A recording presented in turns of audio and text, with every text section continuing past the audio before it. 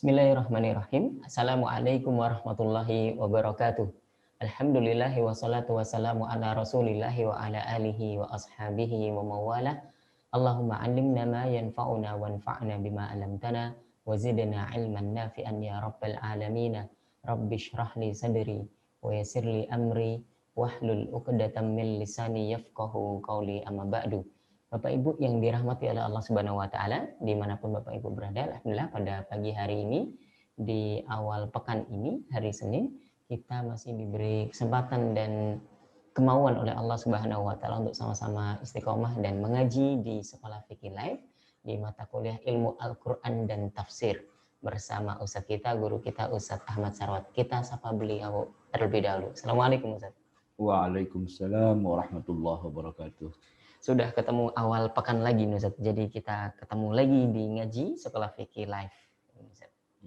Insya Allah hari ini Bapak Ibu yang dirahmati Allah Subhanahu wa taala, kita akan membahas tema al-waqfu wal ibtida gitu ya. Ini satu tema yang barangkali baru lagi bagi kita di ilmu Al-Qur'an dan tafsir ini, maka saya beri kesempatan kepada Ustaz Sarwat untuk memberikan mukaddimahnya di kajian kita pada pagi hari ini. Tafadhol Ustaz. Bismillahirrahmanirrahim. Alhamdulillahi rabbil alamin. Wassalatu wassalamu ala asyrafil anbiya'i wal mursalin sayyidina Muhammadin wa ala alihi wa ashabihi ajma'in. Amma ba'd. Apa kabar Bapak Ibu, jamaah, hadirin, hadirat, para mahasiswa dan peserta serta pemirsa dari acara Sekolah Fikih Live yang dirahmati Allah. Semoga hari-hari ini menjadi semakin baik dari yang sebelumnya. Tema kita adalah al-waqfu wal ibtida. Ini adalah bagian dari ilmu Al-Quran. Kalau tadi kata Ustadz Wildan baru lagi, sebenarnya ya bukan baru tapi ya sebenarnya mungkin agak jarang dibahas ya. Sehingga kesannya buat sebagian orang, wah, apalagi ini kok banyak banget ya. Ya memang ilmu Al-Quran itu banyak. Seiring dengan perkembangan waktu, semakin hari semakin bertambah gugus-gugus. Wah, saya kalau sebut gugus kayak gugus tugas gitu ya. Gugus-gugus ilmu Al-Quran itu. Nah hari ini kita bicara tentang al-waqfu wal ibtida, wakaf dan ibtida. Ini wakaf, ini maksudnya wakaf tunai, apa wakaf tanah, atau wakaf apa ini ya. Ya memang mirip dia. Wakaf di sini artinya berhenti ya, sebagaimana juga umumnya kata wakaf, sebagaimana kita mengenal tanah wakaf, masjid wakaf ya. Tapi tentu beda makna dan pengertiannya, karena wakaf di sini maksudnya berhenti ketika kita lagi membaca Al-Quran. Kenapa? Karena kan nafas kita terbatas panjangnya. Ya sepanjang-panjangnya orang bisa menahan nafas, mungkin berapa menit ya? Ada nggak sampai 5 menit gitu. Orang bisa tahan nafas sampai 5 menit gitu. Nyelam ke dalam air 5 menit. Bisa ya? Iya. Iya, tapi itu kan nafasnya nggak keluar, malah ditahan. Nah sekarang membaca Al-Quran 1 juz tanpa bernafas kan nggak mungkin ya. Nggak mungkin, karena baca 1 juz itu bisa 20 menit paling cepat. Itu kalau tanpa bernafas nggak mungkin. Mungkin kalau dia nafasnya kuat sampai 1 menit gitu ada ya. Jadi dia bisa baca berapa baris itu, 1, 2, 3, 4 gitu kan. Tapi tetap aja dia harus bernafas. Nah, kapan dia harus berhenti ketika dia bernafas dan kapan dia harus mulai lagi dari mana? Nah itu ilmunya namanya ilmu wakaf wal ibtida. Tentu rujukannya adalah dari Rasulullah SAW, dari Jibril alaihi salatu wassalam. Bagaimana dulu Jibril membaca Quran, tentu ya kalau Jibril sih mungkin nggak napas kali ya, tapi kan dia berhenti ya kan. Makanya babnya itu bukan masalah bab nafas sebenarnya, tapi berhenti apa tidak ya, baik berhentinya lama atau berhentinya sejenak atau bagaimana. Nah itu kemudian yang ditiru oleh Nabi SAW. Jadi luar biasa ya, Al-Quran ini bukan hanya bahasanya, sastranya dan sebagainya, tapi di mana dia harus berhenti ya, jeda, kemudian di mana dia harus mulai lagi, ternyata itu ada ilmunya. Dan itu ilmunya berupa wahyu yang turun dari langit. Sehingga ada di mana Anda tidak boleh berhenti di situ.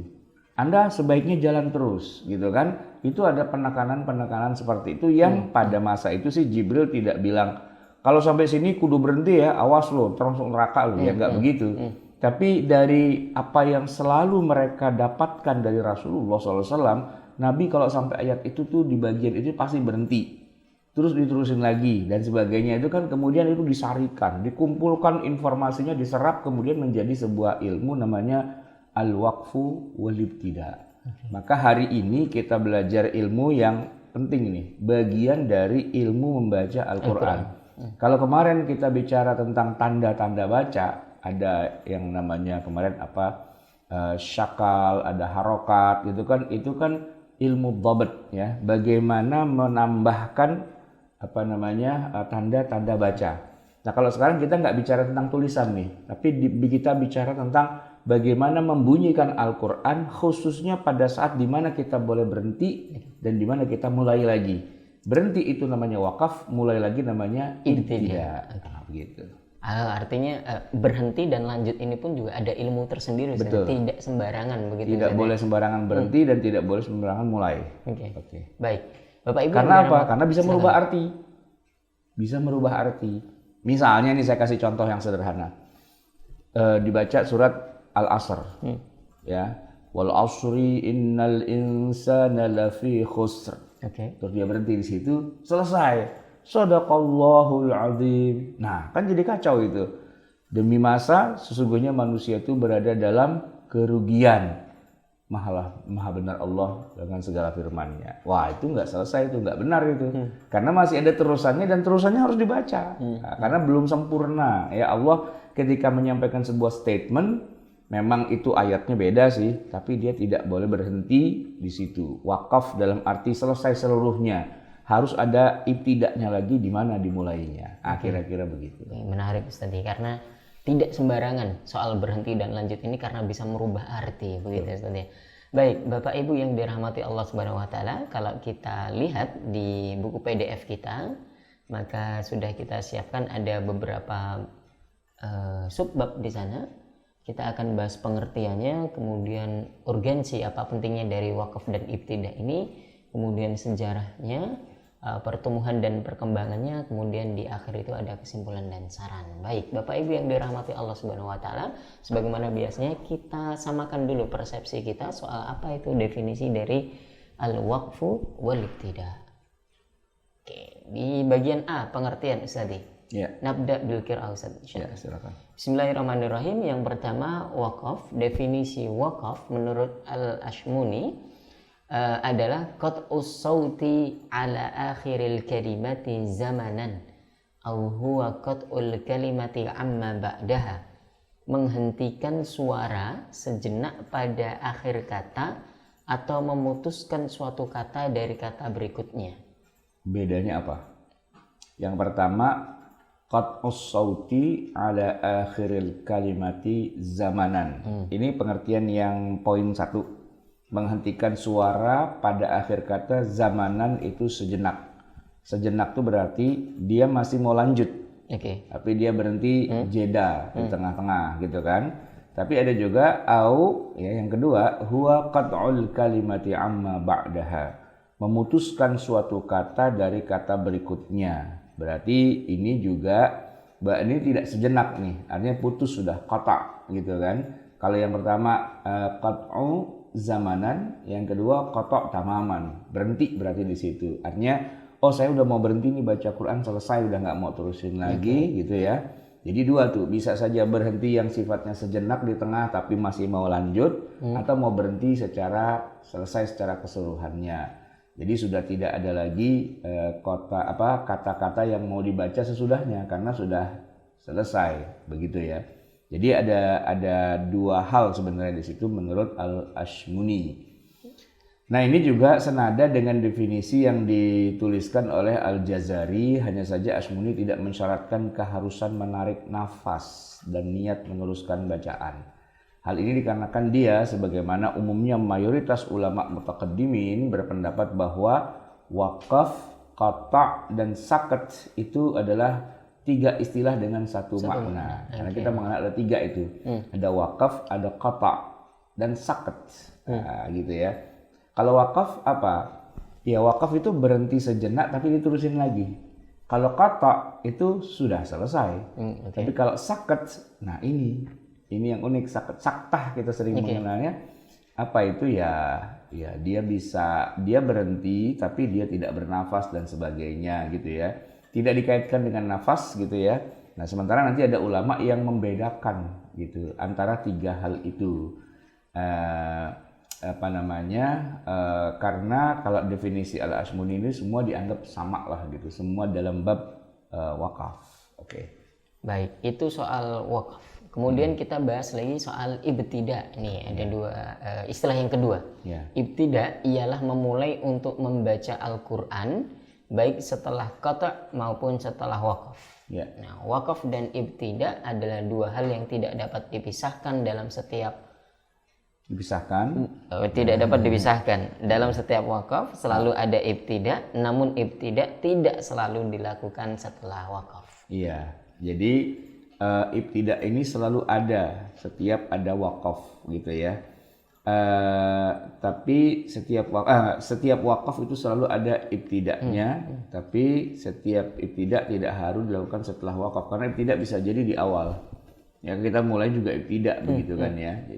Jadi dua ya, al-wakaf itu bagaimana berhenti, ibtida itu bagaimana memulainya lagi. Memulai bacaan.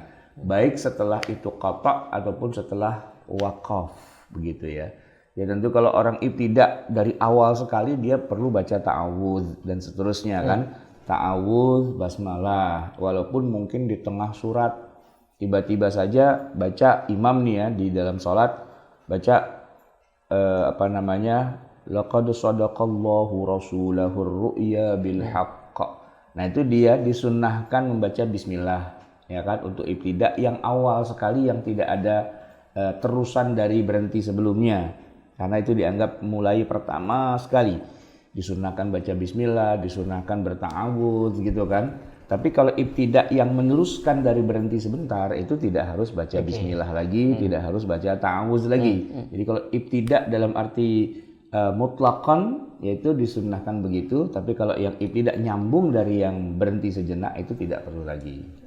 Itu soal definisi Ustaz ya. Kita lanjut ke poin berikutnya terkait urgensi wakaf dan ibtida. Al-waqfu wal ibtida merupakan bagian penting yang harus diketahui dan diperhatikan oleh pembaca Al-Quran sebagai implementasi dari tadabbur yang telah diperintahkan Allah Subhanahu wa taala. Nah, disebutkan di dalam surat Shad ayat 29 Allah Subhanahu wa taala berfirman, Kitabun anzalnahu ilaika mubarakun liyadabbaru ayatihi waliyatadzakkara ulul albab. Ini adalah sebuah kitab yang kami turunkan kepadamu penuh dengan berkah supaya mereka memperhatikan ayat-ayatnya dan supaya mendapat pelajaran orang-orang yang mempunyai pikiran. Jadi ini menariknya begini ya. Ayat ini bicara tentang tadabbur. Saya yakin banyak di antara kita yang sudah akrab di telinga kita kata tadabbur itu. Nah ternyata kata tadabbur itu oleh para ulama dipahami dengan metode pemahaman yang berbeda-beda.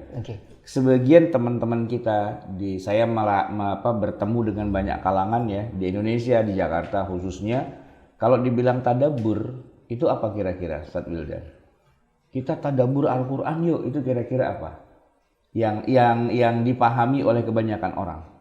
Tadabbur Al-Quran. Ya memahami Al-Quran gitu. Memahami kan? Tadabbur itu artinya memahami kan? Berarti kalau dibilang memahami, ya meresapi, merenungkan gitu kan ya. Bahwa ayat-ayat itu kemudian berasa di dalam jiwa kita dan sebagainya. Nah, itu tadabbur versi pertama. Ya kita tidak menafikan ada pengertian tadabbur seperti itu. Yang kedua, membuka tafsir, mempelajari tafsirnya. Karena kita nggak bisa meresapi merenungi kalau kita juga nggak tahu maksudnya apa. Maksudnya berarti dari Rasulullah SAW kan tafsir bil ma'thur begitu ya. Tapi juga ada versi-versi yang lain, salah satunya adalah seperti yang terjemahan ini. Liyatadabbaru ya atau liyadabbaru ya, itu untuk memperhatikan ayatnya. Ternyata memperhatikan apa? Cara bacanya. Nah gitu, di mana berhentinya di mana memulainya. Itu namanya memperhatikan ayat-ayatnya. Jadi bacanya bukan waton suloyo gitu ya. Apa sih itu artinya waton suloyo itu?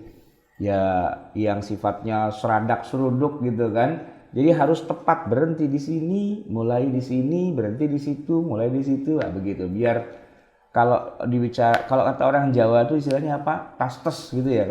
Kalau ngomong tuh tas-tes gitu. Jadi cet di situ berhenti, cet di situ jalan, nggak asal ngomongnya tuh cerewet gitu kayak emak-emak satu truk lagi pada ngobrol. Itu tidak tadabbur karena ngomong begitu. Pernah lihat nggak emak-emak satu truk lagi pada bicarakan apa namanya ibu lurah yang lagi sakit. Nah, itu kan kira-kira kayak gitu. Baik, Ustaz. Jadi bagian dari mentadabburi Al-Qur'an itu adalah memperhatikan cara berhenti dan cara memulainya kembali. Betul. Soal bacaannya begitu Ustaz. Jadi kan kalau pertanyaan gini, al-waqfu wal tidak harus dikerjakan. Itu dasarnya apa? Di mana Al-Qur'an menyebutkan hal itu?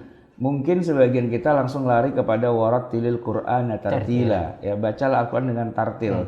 Tapi ternyata bukan hanya itu saja ayatnya. Termasuk kata tadabbur itu sendiri adalah bagian dari baca Qur'an sesuai dengan ketentuan wakaf dan ibtida'nya. Begitu. Baik, Ustaz. Saya lanjutkan, Ustaz. Ya. Seorang qari pembaca Al-Qur'an akan mengalami kesulitan membaca satu surat atau ayat yang panjang dalam satu nafas. Sementara ia tidak diperbolehkan bernafas di tengah kata atau di antara dua kata, ya, ketika hendak mewasolkan keduanya. Untuk itu ia membutuhkan wakaf, yakni berhenti sejenak pada akhir kata untuk menarik nafas dan beristirahat dengan tetap menjaga keutuhan makna dan maksud ayat yang dibacanya. Jadi kalau yang barusan itu secara nakli, dalil nakli bahwa kita disuruh tadabbur dalam arti suruh baca Quran dengan wakaf dan ibtida. Nah kalau yang ini dengan dalil akli. Ya faktanya ya kita harus napas. Cuman kalau mau napasnya yang benar. Jangan sembarangan napas gitu ya. Jangan sembarangan berhenti. Ya kan ada orang yang baca Quran begini karena ayatnya panjang. وَجَاءَ مِنْ أَقْصَى الْمَدِينَةِ رَجُلٌ يَسْعَى قَالَ يَا قَوْمِ اتَّبِعُوا الْمُرْسَلِينَ. Nah itu nggak boleh, itu haram ya, mengambil napas di tengah kata, di tengah kalimat gitu kan, karena memang panjang kan gitu. Nah ya itu harus diatur. Di mana Anda boleh berhenti di tengah ayat yang cukup panjang. Kan tahu nggak ayat yang paling panjang itu apa dalam surat Al-Quran? Surat ayat berapa? Surat apa? Di Al-Baqarah. Surat Al-Baqarah di bagian-bagian akhir gitu kan ya. Itu satu halaman penuh. Betul. Pernah nggak baca ayat itu tanpa berhenti, tanpa nafas? Kan nggak pernah kan? Nah sekarang boleh nggak kita berhenti di dalamnya? Boleh, tapi hanya di jalur yang memang boleh berhenti. Kalau ada rambu boleh berhenti, ya berhenti. Tapi kalau rambunya malah mengatakan huruf S dicoret, kalau di rambu lalu lintas kan nggak boleh stop, nah, gitu kan? Atau lampunya itu hijau. Itu kalau kita berhenti kita melanggar peraturan lalu lintas, ya kan? Dalam lalu lintas tuh ada tempat kita boleh berhenti. Ada tempat kita boleh parkir, ada tidak boleh berhenti, tidak boleh parkir, tidak boleh ini dan sebagainya. Kan itu ada rambu-rambunya. Nah, baca Quran itu juga ada rambu-rambunya. Karena itu saya bilang begini kepada banyak teman-teman. Ini maksudnya bukan kritik sih ya, tapi masukan saja. Kalau belajar baca Qurannya belum selesai, sebaiknya sih jangan jadi qori. Karena apa? Sering begini, Ustadz, nanti kajian jangan lupa jam sekian ya. Mohon Ustadz kasih kami informasi ayat yang mau dibaca apa, gitu kan? Maksudnya biar dikaitkan dengan tema. Ya saya kasih ini ayatnya ini. Begitu dia baca hancur berantakan karena belum bisa baca Quran, jadi dia masih mengeja. Ya ayatnya mungkin ayat yang bagus. Laqad kana lakum fi Rasulillahi uswatun hasanah. Maksudnya kan dia sudah hafal maksudnya. Tapi dia baru mengeja. Jadi dia baca begini.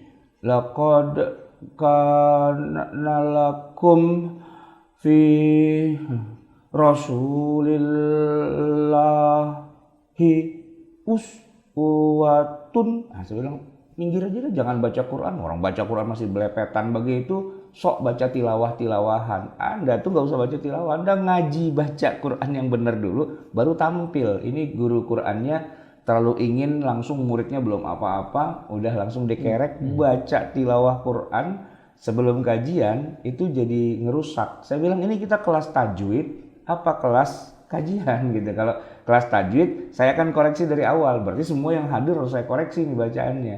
Tapi kalau kalau kelasnya kelas yang memang ini kajiannya kajian, nah nggak usah yang bacaannya masih hancur dibawa-bawa ke sini. Nanti saya gatal kuping saya, bisa jadi tangan nabok melayang nih, mulut kagak bener masih baca Quran di depan. Itu jadi masalah. Oleh karena itu belajar baca Al-Quran yang benar salah satunya adalah selain tajwid dulu panjang pendek, idgham dan sebagainya, di mana boleh berhenti dan di mana tidak boleh berhenti itu penting gitu ya. Nah, sehingga ilmunya harus dipahami. Oke. Baik, Santi. Ini tadi tentang dalil Al-Quran, begitu ya. Ini ada juga dalil dari hadis Nabi Muhammad SAW. Di antara riwayat yang menunjukkan pentingnya memperhatikan wakaf dan ibtida adalah hadis yang diriwayatkan oleh sahabat mulia Adi bin Hatim. An Adi bin Hatim qala ja'a rajulan ila Rasulillah sallallahu alaihi wasallam. Ja'a rajulan apa rajulun? Rajulani. Oke. Ja'ala rajulani ila Rasulillah sallallahu alaihi. Kuping saya kalau ja'a rajulan saya bingung. Okay. Fatashhadu ahaduhuma faqala man yuti'illaha wa rasulahu faqad rasyada wa may ya'simiha. Faqala Rasulullah sallallahu alaihi wasallam bi'sal khatibu anta kum. Hadis diriwayatkan oleh Imam Ahmad. Satu ketika dua orang laki-laki datang kepada Rasulullah sallallahu alaihi wasallam. Salah seorang darinya bersyahadat lalu berkata, barang siapa taat kepada Allah dan Rasul-Nya, maka ia telah mendapatkan petunjuk, dan barang siapa durhaka terhadap keduanya. Maka Rasulullah SAW orang itu diam, berkata, seburuk-buruk khatib adalah engkau, pergi begitu ya. Ini karena dia intonasinya itu keliru gitu saja, tidak berhenti pada jadi tempat kan, yang tepat. Belum selesai kan? Dia benar bicara di awal ya kan, mayyuti'illaha wa rasulahu faqad rasyada, itu udah benar. Tapi berikutnya wa may ya'sihima gitu kan, berarti faqala Rasulullah SAW bi'sal khatib.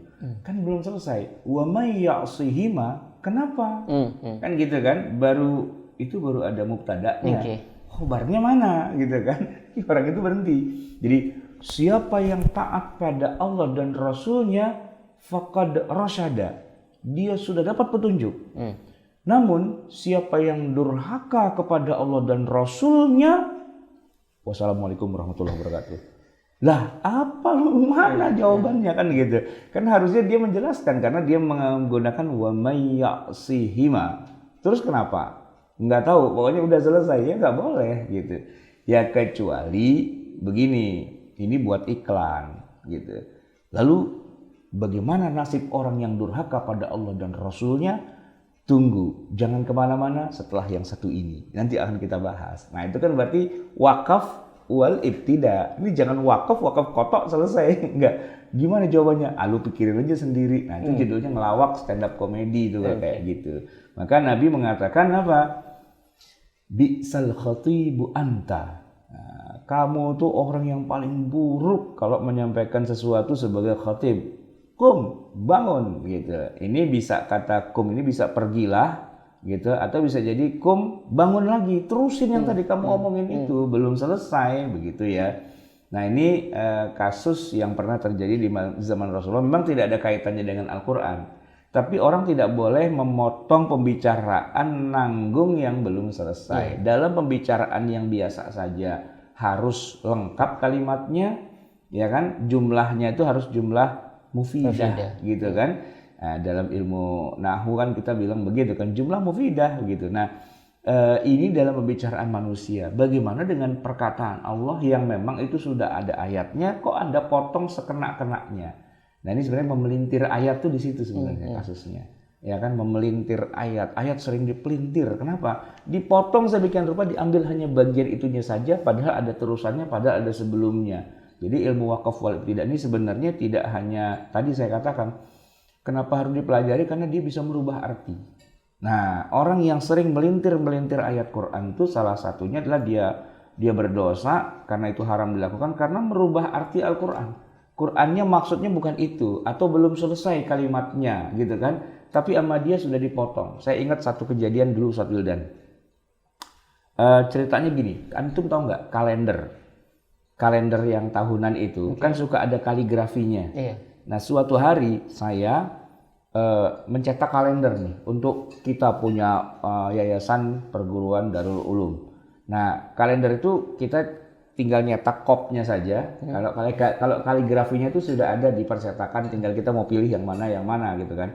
Begitu kita sudah tentukan kalender itu dan sudah dicetak, tinggal dibagikan, saya kaget dengan salah satu halaman. Kan biasanya satu lembar tuh 2 bulan, ya kan? Nanti kalau udah 2 bulan diganti lagi. Nah, pada bulan yang kesekian nanti itu ada kaligrafi tulisannya begini.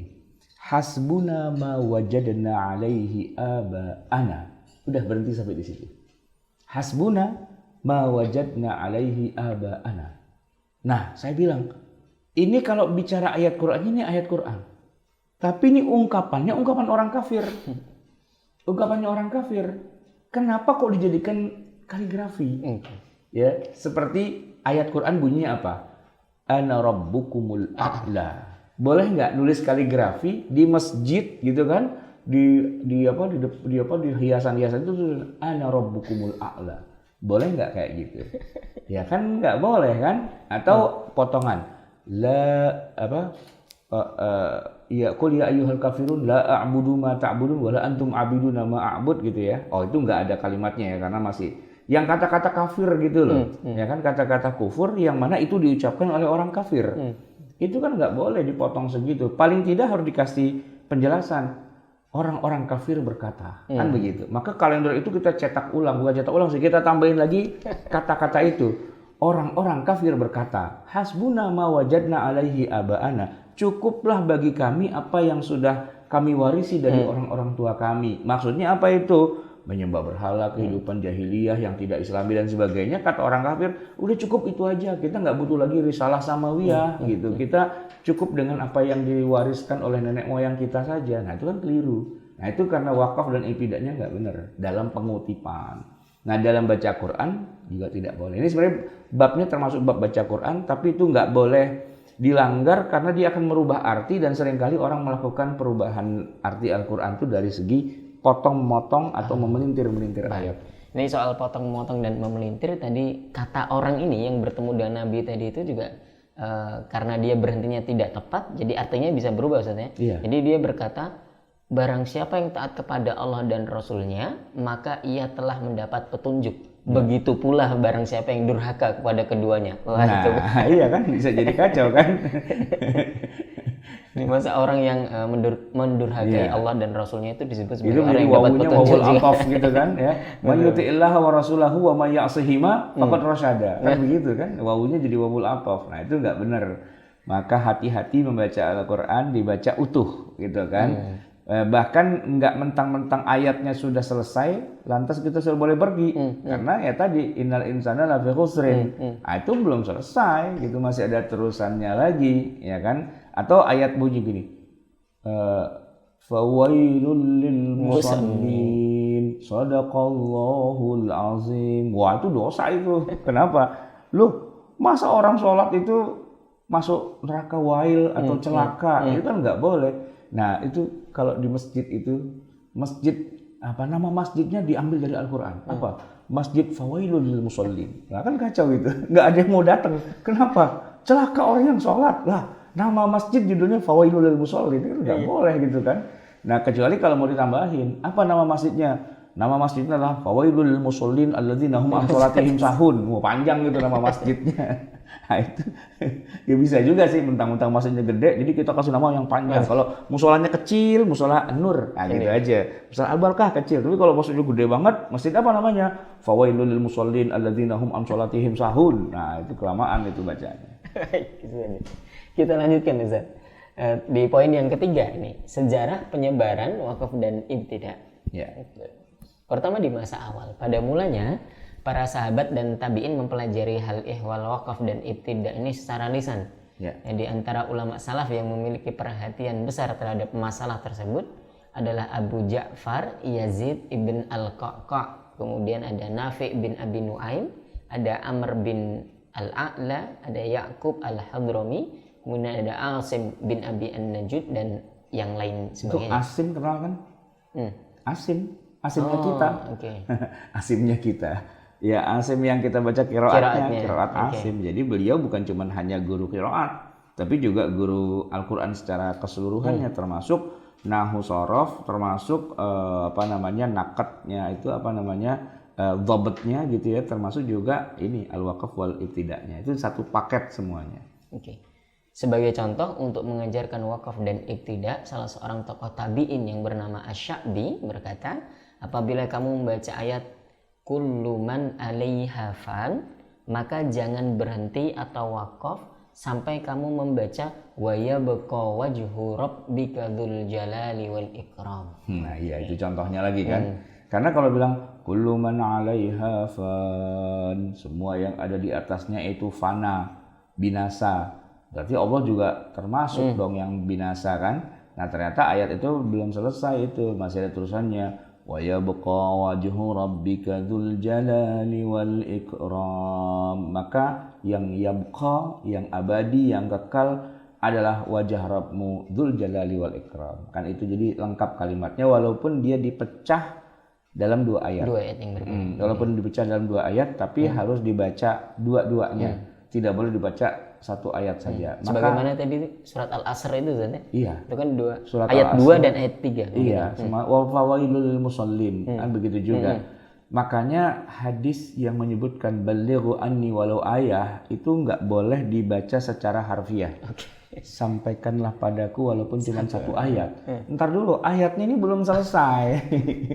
Terus disampaikan hanya satu ayat. Fawailul musallin. Fawailul musallin. Nah, begitu kan jadi kacau itu. Ya walaupun sih ada seni ya. Kalau seni sih nggak apa-apa. Seni itu begini. Jadi khutbah Jumat terdiri dari dua ayat. Ayat pertama bicara fawailul musallin.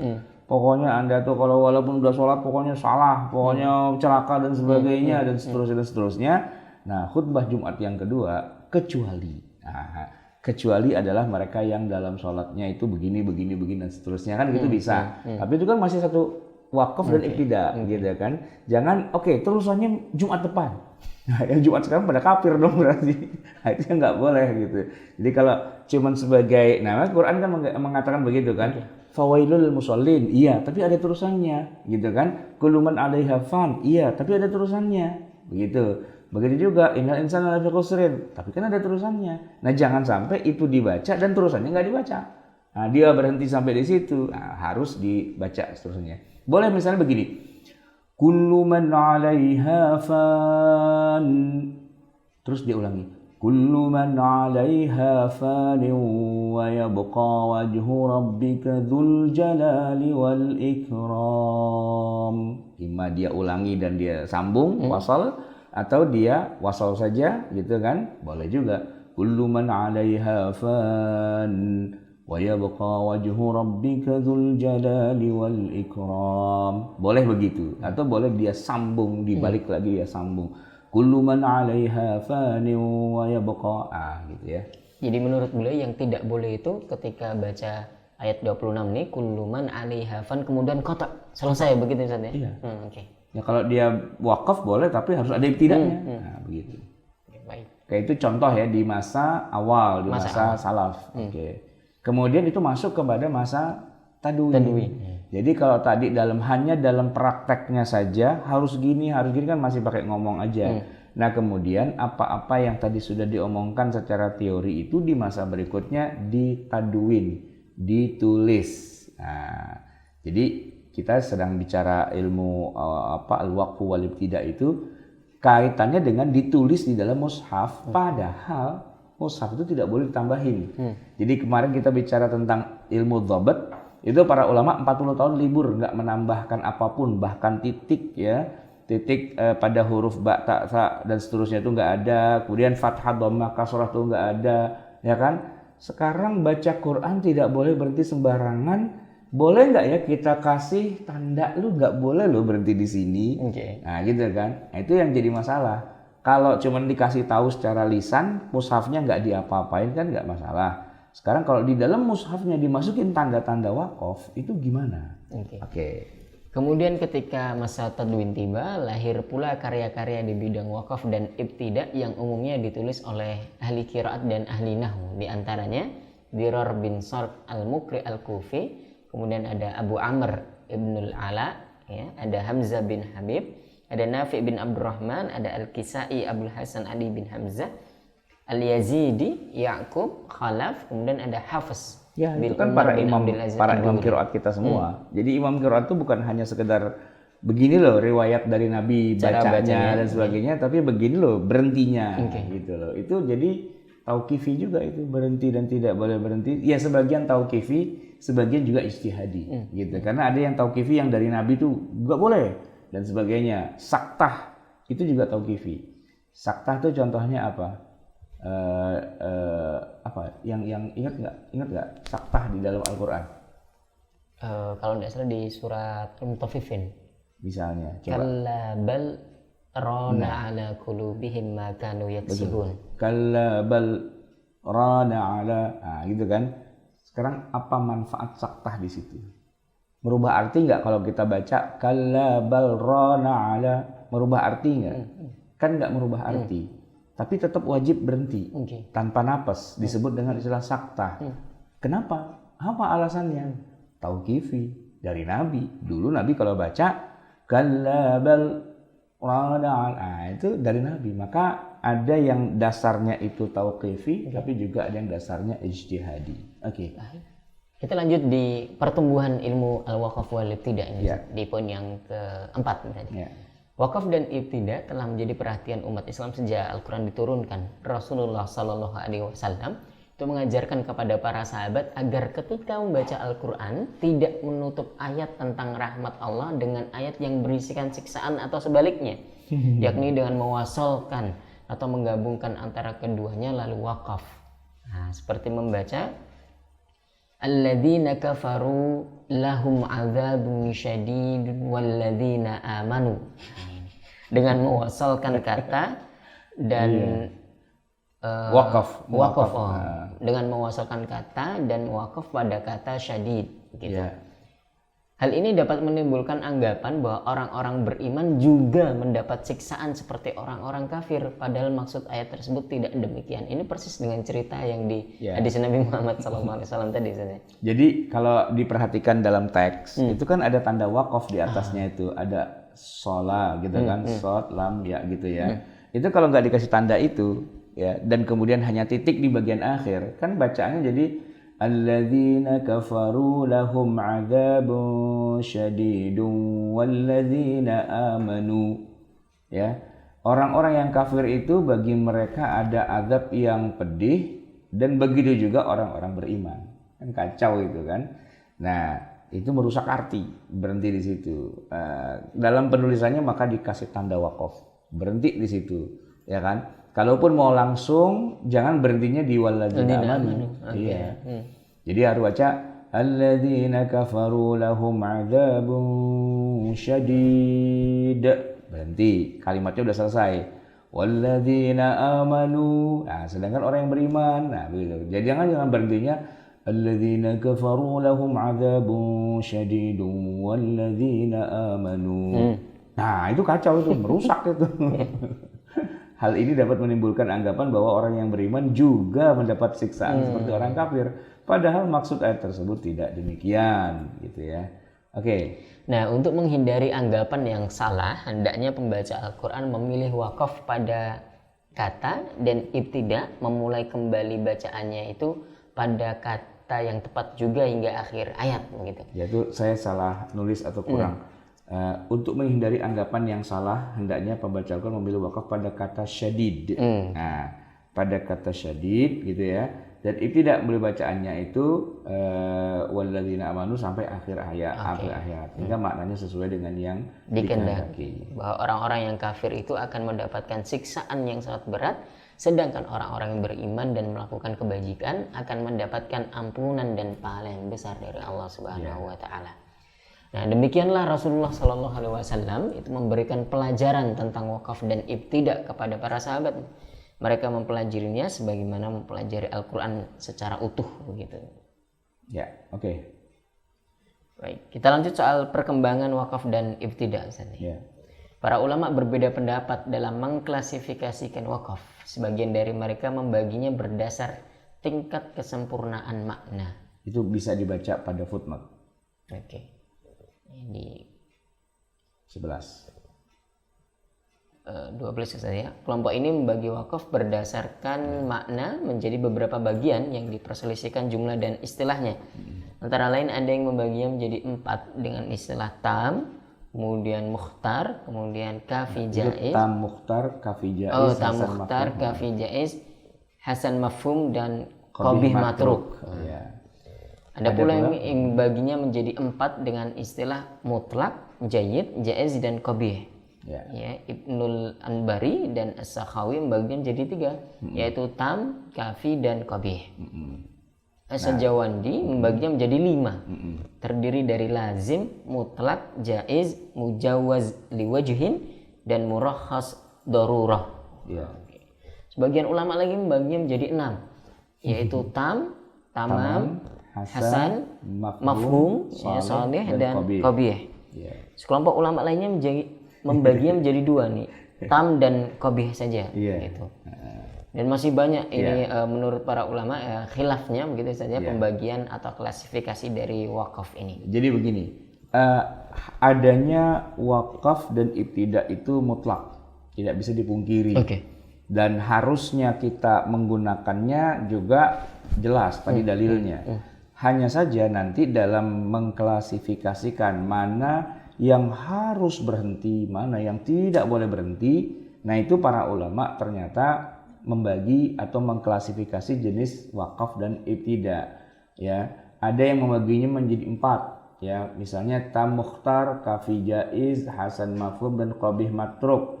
Ya, nah kalau dibilang tam gitu ya, sempurna begitu berarti ketahuan. Ini kalau udah sampai pada jenis wakaf yang kayak gini nih sudah tamam, sudah lengkap, sudah pasti dan sebagainya dengan pengertian-pengertiannya. Ada juga yang istilahnya tuh hasan. Hasan tuh apa? Bagus sih kalau mau berhenti, tapi kalaupun enggak apa-apa juga, gitu kan? Tapi nanti ada istilah qabih matruk. Wah, itu buruk banget dan ditinggalkan. Maksudnya apa? Jangan berhenti di situ, ya kan? Itu ditinggalkan. Nah, ditinggalkan untuk wakaf di situ. Itu contohnya. Nah, nanti masing-masing ulama membagi-bagi tuh ya. Ada yang tadi kalau Ambari yang membaginya mutlak, jayyid, jaiz, qabih. Nah, itu masing-masing ada hukum-hukumnya. Jadi tidak semua ya ketentuan wakaf itu sifatnya hitam putih. Bukan cuman boleh, tidak boleh, tapi itu ada gradasinya. Ada gradasinya. Ada yang sebaiknya berhenti, ada yang sebaiknya tidak, dan seterusnya dengan nilai-nilai tertentu sehingga sifatnya disitulah keluar nanti sifat ijtihadiyahnya, gitu. Makanya nanti Ustaz Wildan mungkin akan kaget dan terheran-heran baca mushaf dengan versi penerbit yang berbeda, tanda wakafnya itu beda. Kenapa? Karena ilmu wakaf wal ibtida'nya juga beda. Nah, mushaf ini ditulis dengan menggunakan sistematika ilmu wakaf dan ibtida'nya ulama siapa. Nah, yang itu pakai ulama yang lain lagi, Nah, masing-masing itu kemudian punya ciri ketika menandakan. Ini tanda wakafnya ini. Karena bisa jadi tanda wakaf di satu mushaf dengan mushaf yang lain, gambar tandanya sama, tapi itu maknanya berbeda. Karena ternyata itu lambang wakaf itu walaupun kebetulan sama, tapi itu dilahirkan dari 2 versi ilmu wakaf ibtida' yang berbeda. Sehingga boleh jadi berbeda hukumnya walaupun lambangnya sama. Ya, karena lambangnya tidak universal. Setiap ulama membuat ketentuan wakaf dan ibtidah dan mereka bikin lambang-lambang sendiri yang kadang-kadang lambang itu dengan lambangnya orang lain itu kadang-kadang sama walaupun hukumnya berbeda, atau bisa jadi kebalikannya, lambangnya berbeda tapi hukumnya sama. Nah, itu yang beda-beda, kemudian akhirnya di situ kita perlu belajar ilmu wakaf dengan ikhtilafnya. Al-ikhtilaf fi ilmil waqfi wal ibtida'. Nah, itu perbandingannya. Nah, tergantung nih mushafnya harus kita di-tag dulu nih. Profil mushaf ini mushafnya siapa? Nah, gitu kan. Dengan tanda baca milik siapa? Nah, biar kita pahami. Baik. Oke. Nah, kita lanjutkan. Adapun rumus-rumus wakaf ikhtiyari yang populer di dalam percetakan mushaf Al-Quran adalah sebagaimana berikut. Ini yang paling populer ya. Oke. Nomor 1 itu ada rumus wakaf tuh dengan tanda mim. Itu namanya wakaf lazim. Gitu. Lazim itu artinya apa? Ya kudu, harus, mesti, wajib. Harus berhenti ketika ketemu tanda mim itu. Kemudian ada rumus wakaf ta, itu wakaf mutlak, artinya diperbolehkan. Itu bukan mim ya lambangnya, tapi malah to, karena yang lebih menonjol dari kata mutlak itu huruf ta-nya. Kalau dibilang mim nanti lazim. Lazim itu kan harusnya lam, tapi dia dipakai mimnya. Nah, ini yang kadang-kadang kita puyeng, mim ini apa ya? Mubah kali. Mandek Ustaz. Mandek kok gitu. Wakaf lazim dan ada wakaf mutlak. Bedanya lazim dengan mutlak apa? Kalau di yang mutlak itu diperbolehkan wakaf tapi bagus ibtidak lanjutan dan bagus ibtidak lanjutannya. Bagus berhenti di situ, ya kan? Itu mutlak gitu. Nah, kemudian nanti ada lagi nomor 3. Rumus wakaf dengan huruf jim. Ini artinya wakaf jaiz. Artinya jaiz. Diperbolehkan wakaf dan juga diperbolehkan wasal. Jadi, boleh berhenti, boleh lanjut. Nah, berarti ini bebas nih, ya kan? Mau wakaf juga silahkan, mau nggak wakaf juga jalan terus juga boleh, terserah. Napas masih ada apa enggak, itu aja. Kalau napas udah habis, ya wakaf aja di situ. Ya, gitu. Jadi kalau ibaratnya di jalan tol ada rest area. Harus berhenti nggak ya? Gitu. Ya tergantung, kalau bensin udah habis berhenti aja. Perut udah lapar gitu ya, berhenti aja. Tapi kalau enggak jalan terus juga nggak apa-apa, gitu. Aman. Baik, yang selanjutnya ada rumus wakaf dan huruf zai. Ini namanya wakaf mujawwaz. Wakfu al-mujawwaz artinya diperbolehkan wakaf namun lebih bagus wasal. Rumus shad lam itu kemudian ada ya tanpa titik, ini di sebagian cetakan mushaf ditulis dengan rumus aula gitu. Berarti ini sama dengan yang huruf zai tadi. Iya, ada zai, ada shola gitu ya, atau aula gitu. Karena kan tiap ulama beda-beda itu menuliskannya. Nah, kita harus tahu ini rumusnya punya siapa ini begitu ya. Nomor 5. Nomor 5 rumus wakaf dengan huruf shad. Artinya murakhas begitu. Murakhas atau darurah gitu. Darurah gitu.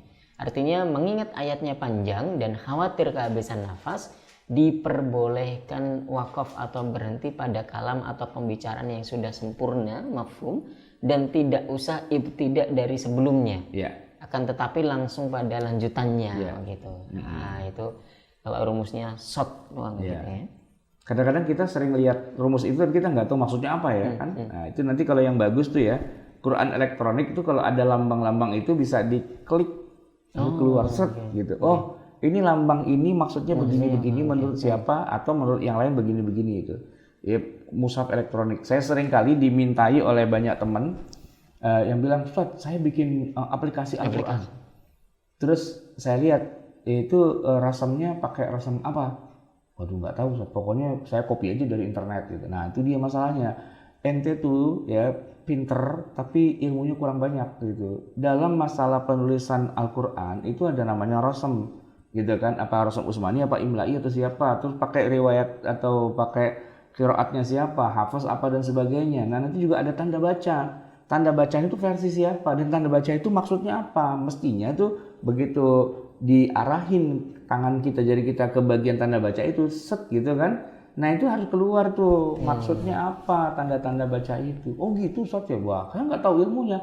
Makanya jangan bikin mushaf dulu kalau belum belajar ilmunya ya. Jadi teman-teman yang pada pinter-pinter bikin aplikasi Quran.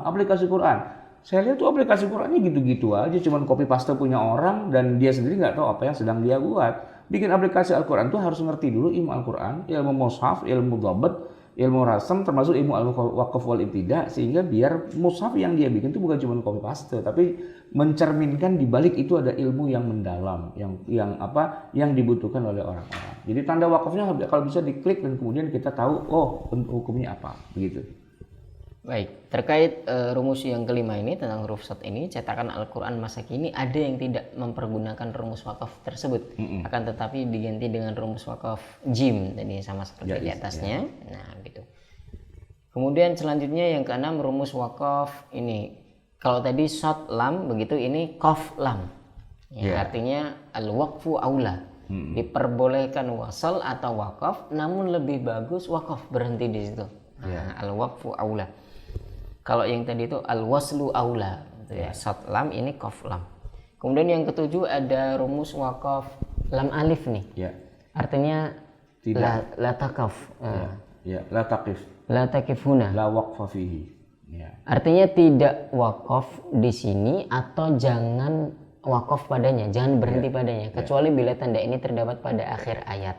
Sebab kalam atau pembicaraan belum sempurna dan masih ada hubungan dengan kalam sesudahnya, baik dari segi lafal maupun maknanya. Itu lam alif, tidak boleh berhenti kecuali tandanya itu ada di akhir ayat, begitu. Kemudian ada rumus wakaf qaf dan fa, begitu. Kif. Kalau tadi la takif, ini kif.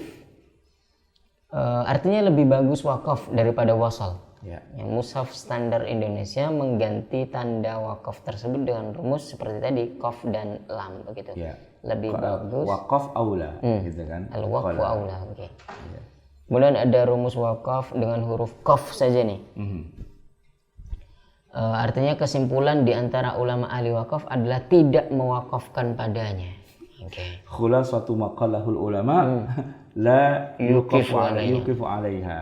Jadi qaf ini apa maksudnya kan? Nah, orang nggak tahu tuh tanda baca itu ternyata.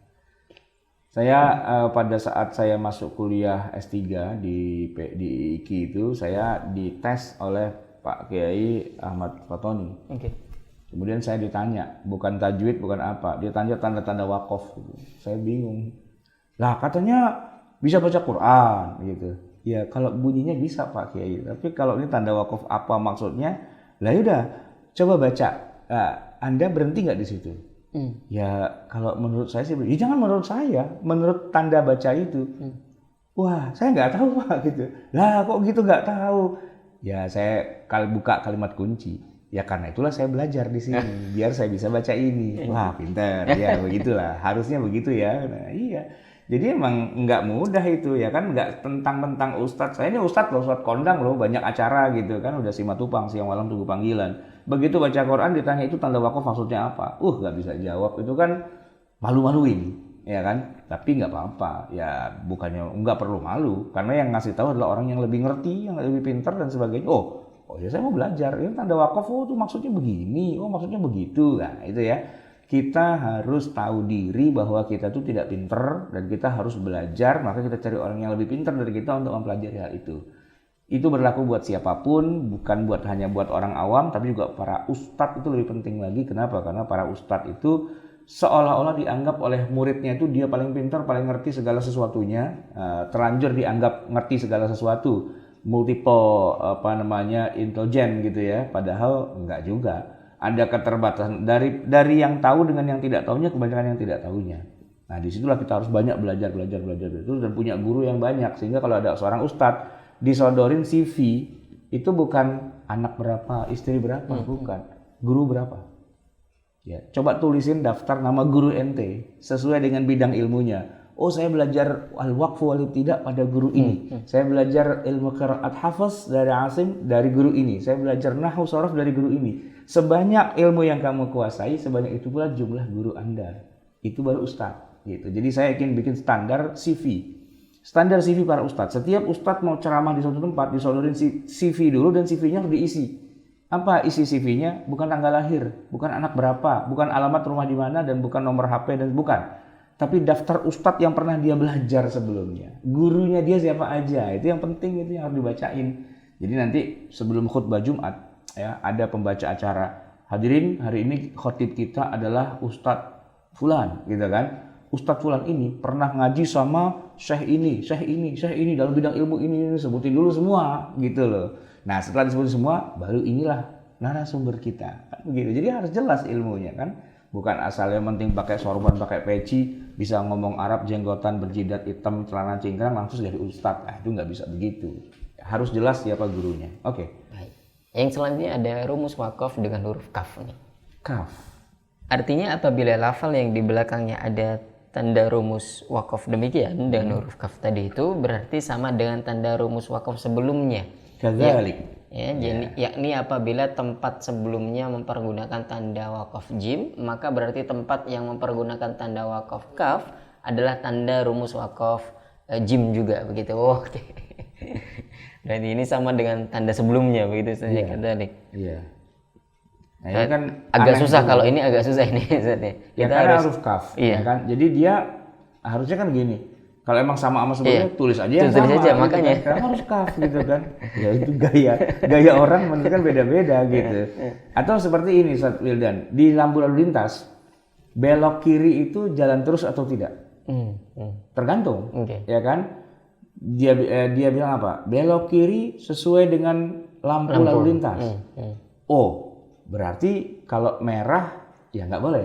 Kalau hijau boleh. Tapi ada juga yang belok kiri jalan langsung, gitu kan? Nah itu jamaah sekalian, kenapa harus dikasih lambang? Karena begini, lambang ya itu tidak perlu dilihat, tapi dilirik aja, dilirik.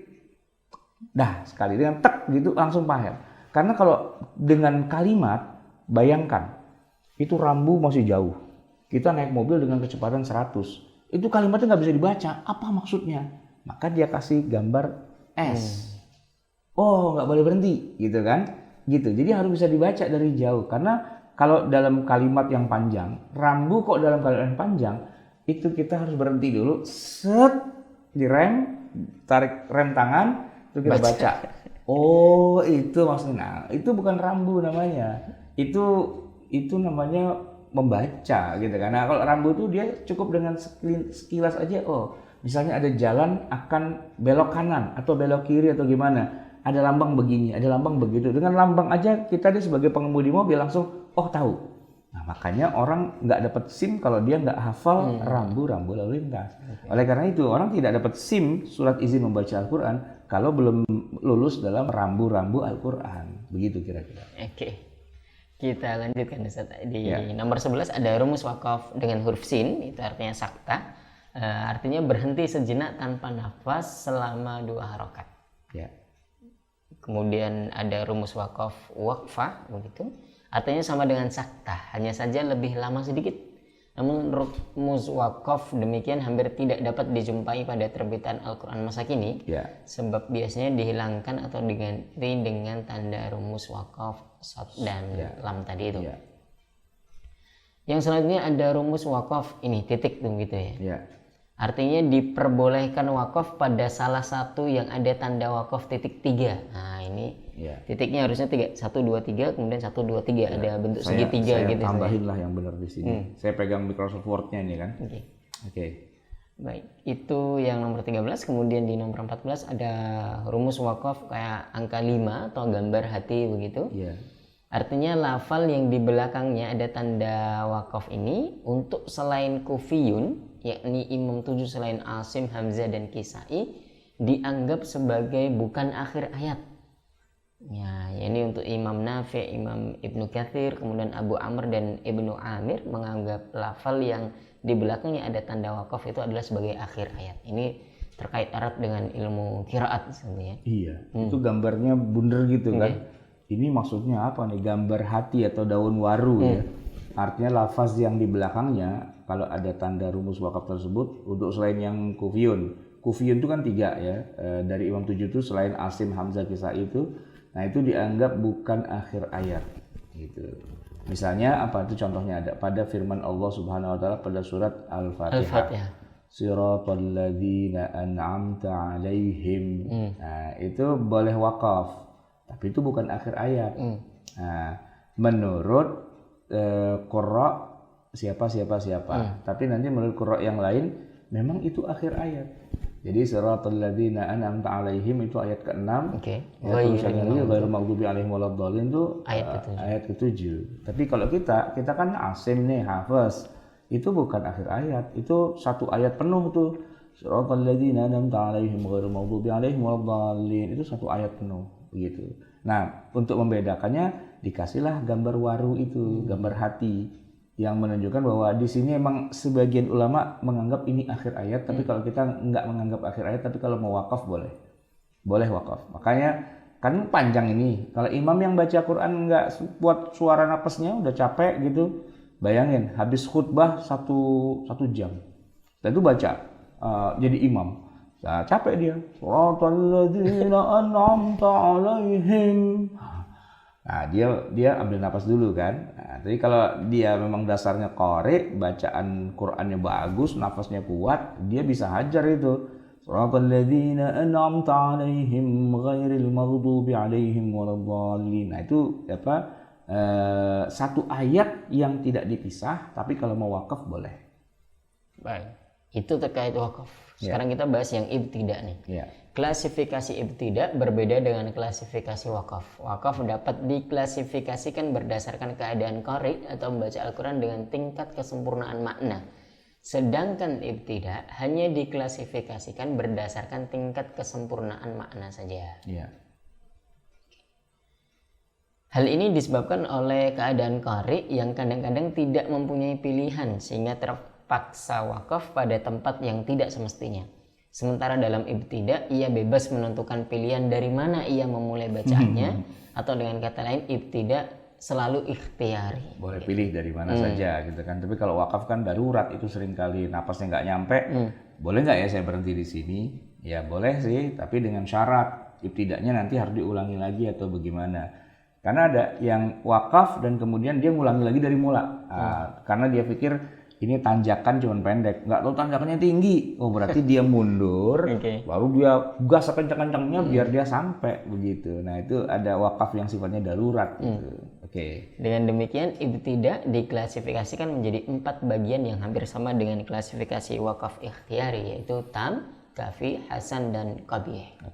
Nah jadi gini, wakaf dan ibtidak ini akan lebih tepatnya itu kalau kita langsung implementasi dalam Al-Quran dengan contoh-contohnya. Karena kalau kita ini sekarang bicaranya cuma teoritis aja.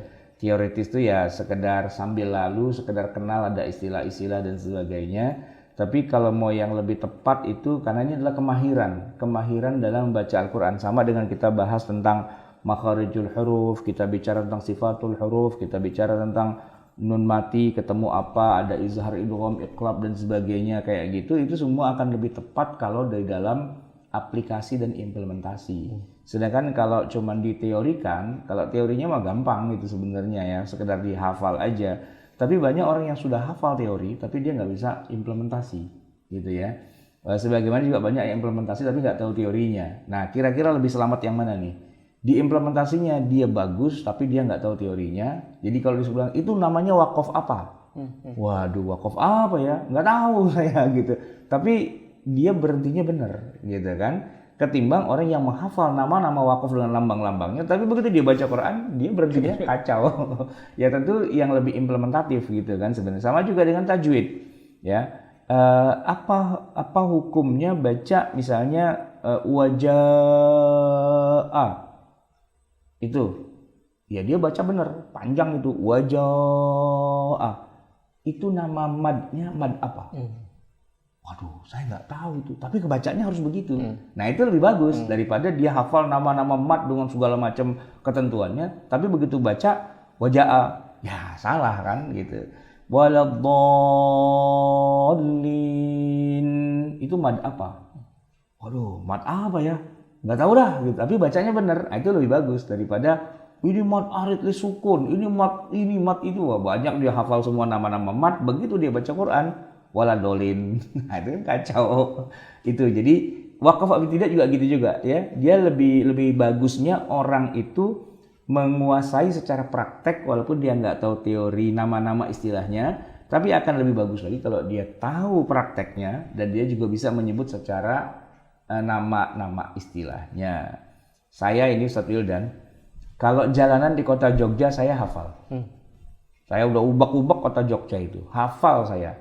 Tapi kalau dibilang Gondokusuman, Mbau Sasran, apa nama-nama itu semua, saya nggak paham. Itu nama apa gitu kan? Nah, tapi begitu sampai sini, oh ini mah saya paham, ini saya sering lewat ini gitu kan. Cuma disebut namanya tuh apa? Sama dengan istri saya di Jakarta. Dia kalau jalan di Jakarta tuh dia hafal. Tapi dia hafal berdasarkan teori yang ada di GPS. Gitu.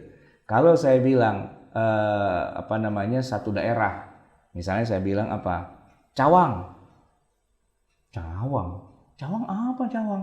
Oh ternyata ada nama jalan. Nah dia tahu kalau nama jalannya Jalan Ahmad Yani, jalan ini yang resminya. Tapi kalau nama yang biasa kita pakai sebagai orang Jakarta, dia malah nggak tahu itu nama daerah itu apa gitu. Kita sebagai orang Jakarta sudah memberikan nama-nama itu sejak zaman nenek moyang kita. Kita udah bilang itu.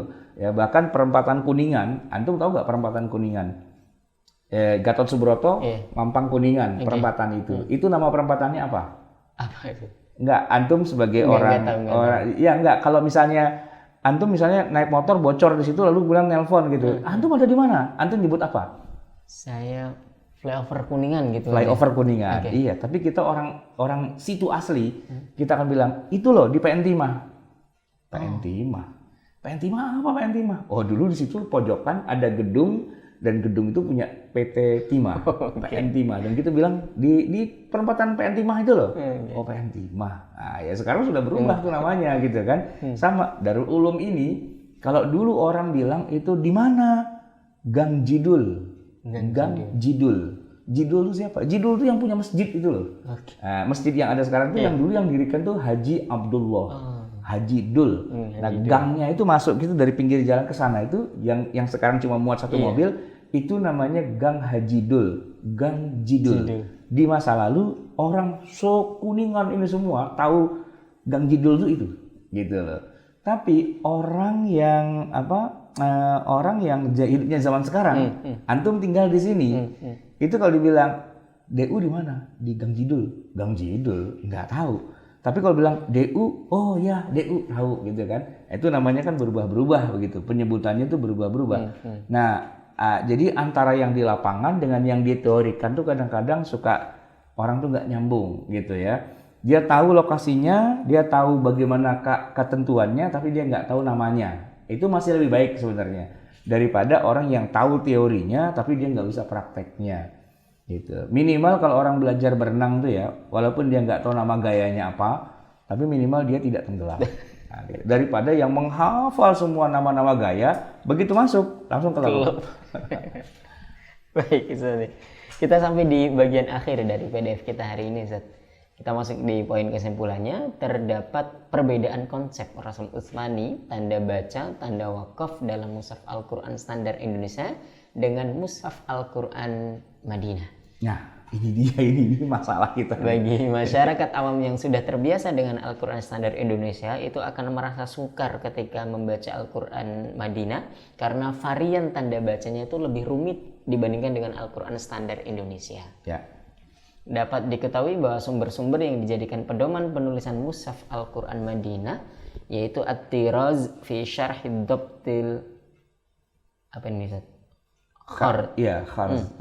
karya At-Tanasi dan kitab-kitab induk seperti Dalil Hayran karya Ibrahim bin Ahmad Al-Marghini At-Tunisi dan kadang mengambil sumber sekunder yang lainnya begitu.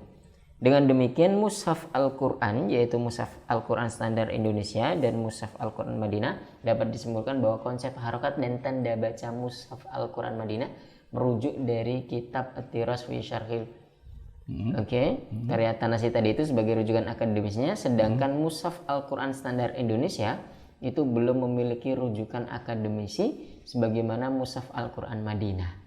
Akan tetapi mengadopsi bentuk-bentuk tanda baca dari negara-negara seperti India, Pakistan, dan Mushaf Bahri ya, sehingga ada kesamaan bentuk dalam beberapa kasus seperti fathah, kasrah, dhamma, dan sukun. Jadi gini, kita orang Indonesia itu memang sebelumnya, kalau sekarang sudah ya, tapi sebelumnya itu belum punya mushaf standar.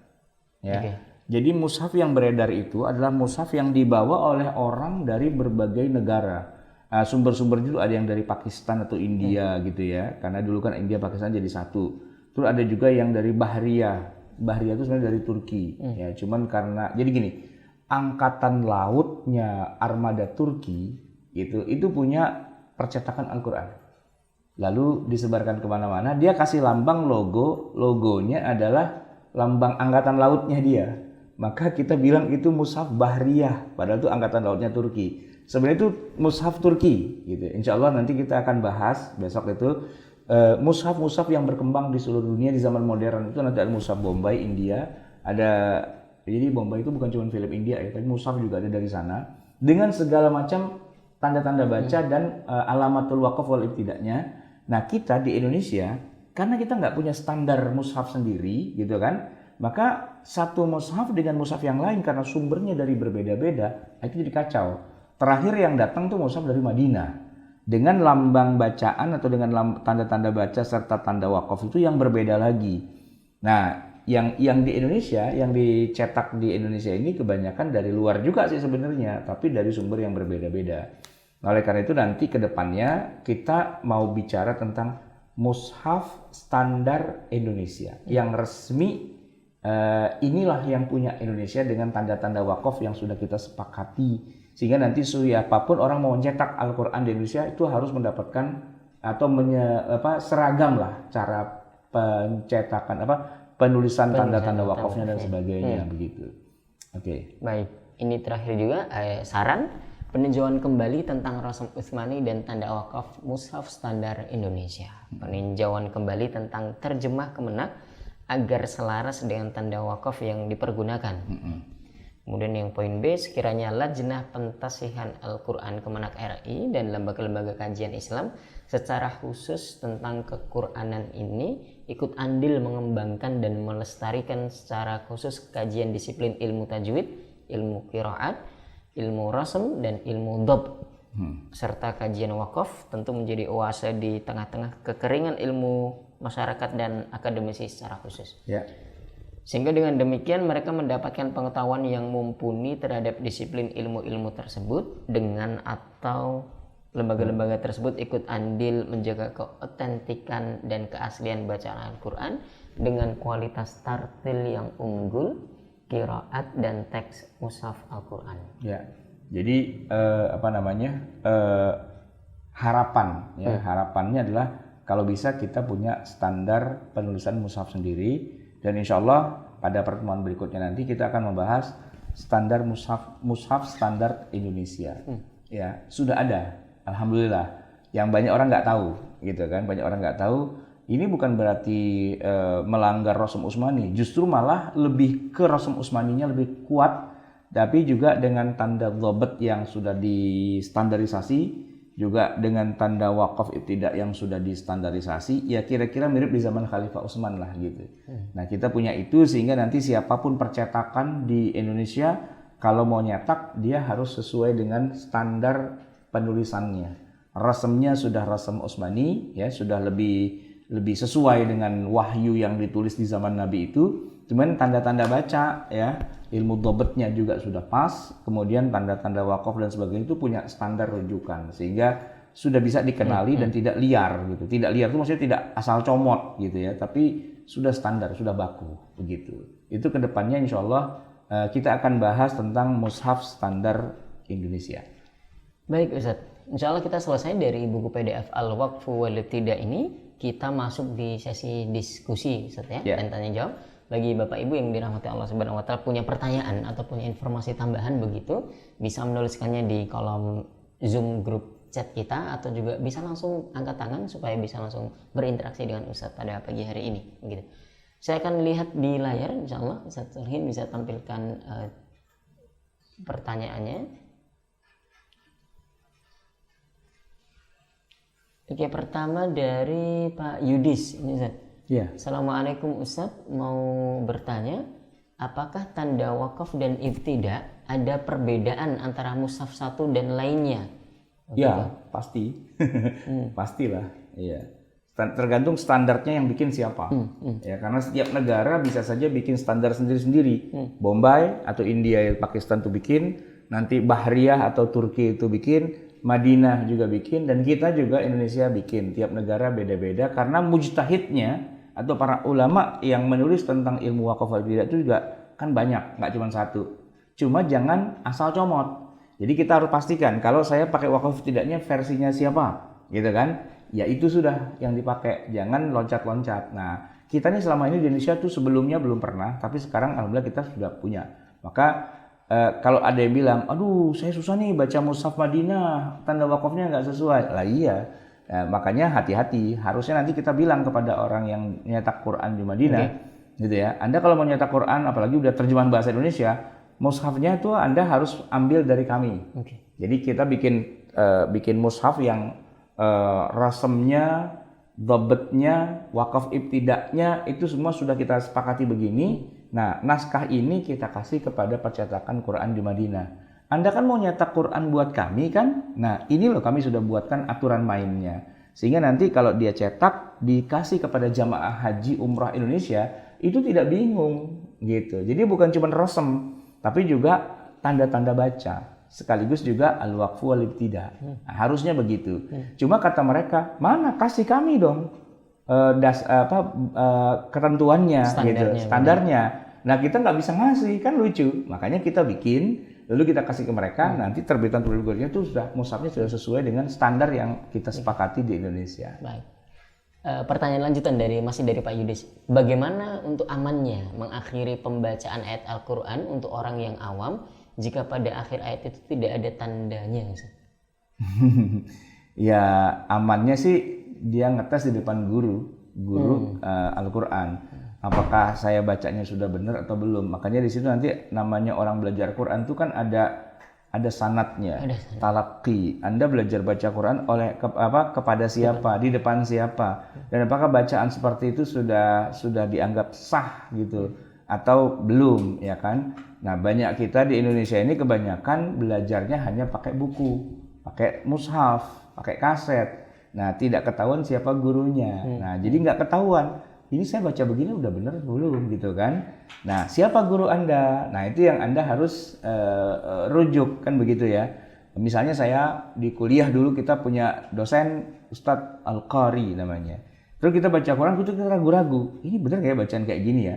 Ya besok kita ketemu di kelas, kita tanya, saya baca ini nih yang bener gimana bacanya ya? Oh dia akan jelasin, oh gitu ya sudah. Karena saya ketika nanti kemana-mana saya baca Quran, saya bilang standar bacaan Quran saya itu sebagaimana guru saya ajarkan. Beliau namanya Syekh Qori dari Madinah, bla bla bla gitu kan. Jadi harus ada gurunya memang. Baca Quran itu harus ada gurunya. Jadi kalau ada orang Qori internasional kita tanya, ente bacaan Qurannya riwayat siapa itu? Wah saya nggak ngerti riwayat. Orang saya copy paste dari Google, wah ketahuan ini ilmunya nggak ada sanadnya. Oke. Baik, selanjutnya dari Pak Prasetyo nih. Apakah pembagian tema subjudul ayat pada terjemahan Kemenak itu dapat digunakan sebagai wakaf dan ibtidah? Oh iya, ya. Jadi kan terjemah ya, di dalam terjemah itu sebenarnya bukan masalah wakaf ibtidah. Sebenarnya itu kan sub-subjudul untuk tafsir sebenarnya itu kan. Jadi dikelompokkanlah beberapa ayat dengan satu subjudul. Nah, sehingga itu menjadi sebuah kelompok tema. Nah, itu terdiri dari beberapa ayat. Sebenarnya kalau pertanyaan dibilang apakah itu bisa dibaca sebagai wakaf gitu ya? Ya tentu sangat-sangat iya. Nah, wakaf itu ngomongnya tidak antar ayat lalu wakafnya di mana? Bukan. Tapi dalam satu ayat itu kan dia panjang nih ayatnya. Boleh berhenti di mana? Sebenarnya itu masalah wakaf. Jadi kalau misalnya kan ada ya satu subjudul ayatnya ada 10. Apakah kalau udah 10 itu boleh wakaf? Ini berarti bukan wakaf dalam arti baca Quran. Wakaf dalam arti baca tafsir. Gitu. Kita batasi ya kajian kita hari ini temanya adalah tentang hari kiamat gitu misalnya. Ayatnya dari ayat sekian sampai ayat sekian dan kita wakaf di situ. Nah, itu bukan wakaf yang sedang kita bicarakan. Itu wakaf berarti membatasi tema pembahasan tafsir. Nah, yang kita maksud dengan wakaf adalah ini ayat cuma satu nih. Satu, tapi panjang. Anda boleh berhenti di mana bacanya, ngomongnya itu, bunyinya itu boleh ambil napas di mana. Itu yang namanya wakaf itu. Bukan sekian banyak ayat lalu habis nih temanya, ganti lagi. Itu namanya wakaf. Iya, itu wakaf, tapi itu namanya tahdid sebenarnya, pembatasan tema-tema tafsir. Jangan terdistract gitu ya. Oke. Baik. Itu pertanyaan pertama dari Pak Prasto. Yang kedua, apakah tanda ruku ain itu merupakan ijtihadi atau baku? Ijtihadi, bukan, nggak ada kan Jibril bilang di situ tambahin ain ya, nggak. Itu nanti ada pembagian dalam mushaf itu kan ada pembagian ada begini, Al-Quran itu sepertiga Al-Quran, kan sering ya disebutkan. Siapa yang membaca surat Al-Ikhlas, Qul huwallahu ahad, dia seperti membaca sepertiga Al-Quran. Nah pertanyaan gini, sepertiga Al-Quran itu batasnya sampai mana? Nah kan orang pada bingung kan, nah itu ijtihadi. Oh dari surat ini sampai surat ini tuh sepertiga. Terusnya lagi sampai ini 2/3, nah ini 3/3 kan gitu.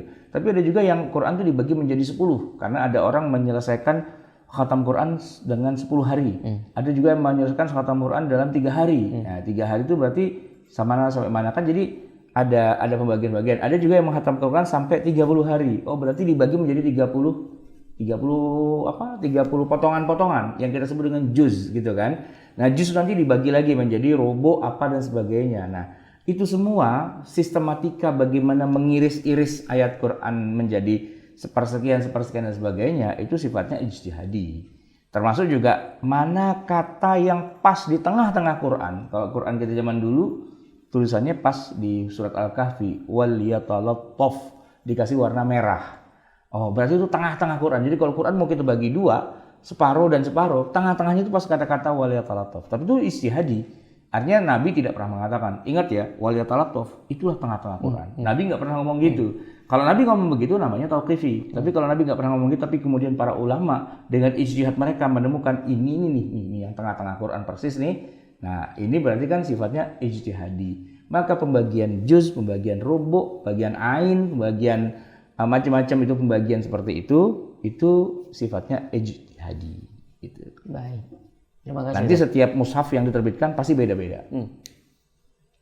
Pertanyaan selanjutnya dari Pak, ini beliau pakai nama Zoom begitu ya, akan lebih bagus kalau Bapak menggunakan nama aslinya begitu. Bagaimana pendapat Ustadz mengenai mushaf as-sahib yang diterbitkan penerbit hilal.co.id yang menggunakan tanda garis merah dan hijau serta jumlah tanda ain yang diperbanyak untuk memudahkan pembaca dalam praktek wakaf dan ibtidah? Saya sendiri belum pernah sih ya membaca itu as-sahib. Tapi sebenarnya begini, apakah ini boleh dibenarkan atau tidak dan sebagainya, itu ada lembaga yang berwenang untuk menentukan hal itu, yang kita sebut dengan LPMQ, ya, Lembaga Pentasihan Mushaf Al-Quran. Nah, coba aja cek di dalam mushaf itu di depan, apakah ada tanda pentasihan Al-Quran dari LPMQ. Kalau memang ada, ya sudah silahkan, berarti mereka sudah didiskusikan dan sebagainya. Nah kalau tidak ada, nah ini yang jadi masalah, karena tidak boleh menerbitkan sesuatu di Indonesia terkait dengan mushaf Al-Quran terjemah dan sebagainya kalau belum mendapatkan sertifikasi. Gitu ya, kalau makanan halal itu ada sertifikasinya, nah mencetak mushaf itu ada sertifikasinya juga. Nah lembaganya namanya LPMQ, Lembaga Pentasihan Pentasihan Mushaf Al-Quran. Begitu. Nah, tinggal dilihat aja di mushaf itu ada nggak lambang atau surat berbahasa Arab Melayu pegon ya, bahwa ini sudah ditashih gitu. Nah, itu ada lembaganya. Silakan. Baik. Ini pertanyaan yang selanjutnya barangkali terakhir dari Pak Heru. Pertanyaan dari YouTube, Ustaz. Ustadz, tanda wakaf lam alif pada ayat ke-7 surat Al-Fatihah setelah kata an'amta alaihim, apa artinya terlarang untuk berhenti? Menurut dia iya. Menurut standar mushaf. Nah ini sekarang Anda pakai mushaf yang mana nih, gitu kan? Tapi kalau lam alif itu memang banyakannya mengatakan tidak boleh wakaf. Oleh karena itu harus diwasal. Jadi siratal ladzina an'amta alaihim ghairil maghdubi alaihim waladdallin, menurut standar mushaf itu, gitu kan? Nanti belum tentu ada di mushaf yang lain tanda lam alif itu, sehingga malah di beberapa mushaf yang riwayatnya bukan Asim ya, yang riwayat yang lain, karena mereka mengatakan itu dua ayat yang berbeda, maka boleh berhenti. Siratal ladzina an'amta alaihim itu satu ayat, yaitu ayat ke-6, ghairil maghdubi alaihim waladdallin itu ayat ke-7.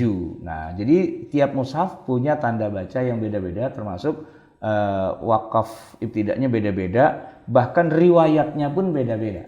Nah, begitu. Baik, Ustaz. Itu pertanyaan terakhir kita pada pagi hari ini, Ustaz. Ya, tidak ada pertanyaan lagi dan juga tidak ada Bapak Ibu jamaah yang mengangkat tangan begitu, Ustaz. Kalau begitu kita cukupkan, Ustaz, pertemuan hari ini atau pagi ini.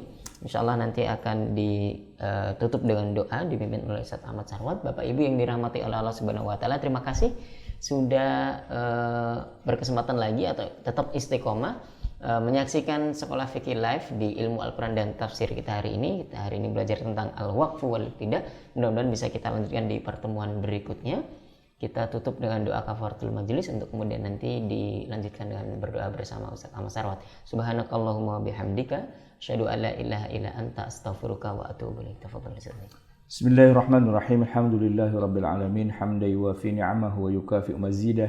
Ya Rabbana lakal hamdu wa lakal syukru kama yanbaghi li jalali wajhika wa li'azimi sultanik. Allahumma shalli wa sallim wa barik ala sayyidina Muhammadin wa ala ali sayyidina Muhammad. Rabbana anfa'na bima 'allamtana, rabbi 'allimna alladhi yanfa'una. Rabbi faqihna wa faqih ahlana wa qarabatin lana fi dinina ma'ahlil kutri untha wa dhakar. Rabbi wafiqhum wa biwaqifna wafiqhum lima tartadi qawlan wa fiqlan karama. Warzuqil kulla halalan daima wa akhil atqiya ulama nahdha bil khair wa nukfa kulla syar. Rabbana aslih lana kulla syu'un wa aqirra bir ridha minkal uyun. Waqdi anna rabbana kulla duyun qabla an ta'tiyana rusul manun. Waghfir wastur anta akraman satar wa salatullahi taghshal mustafa. من إلى الحق دعانا والوفى بكتاب فيه للناس الشفاء وعلى الآل الكرام الشرفاء وعلى الصحب المصابيح الغرر. اللهم اهدنا بهداك واجعلنا ممن يسارع في رضاك ولا تولينا وليا سواك ولا تجعلنا ممن خالف أمرك وعصاك وحسبنا الله ونعم الوكيل ولا حول ولا قوة إلا بالله العلي العظيم وصلى الله على سيدنا محمد وعلى آله وصحبه وسلم والحمد لله رب العالمين. السلام عليكم ورحمة الله وبركاته. Waalaikumsalam warahmatullahi wabarakatuh.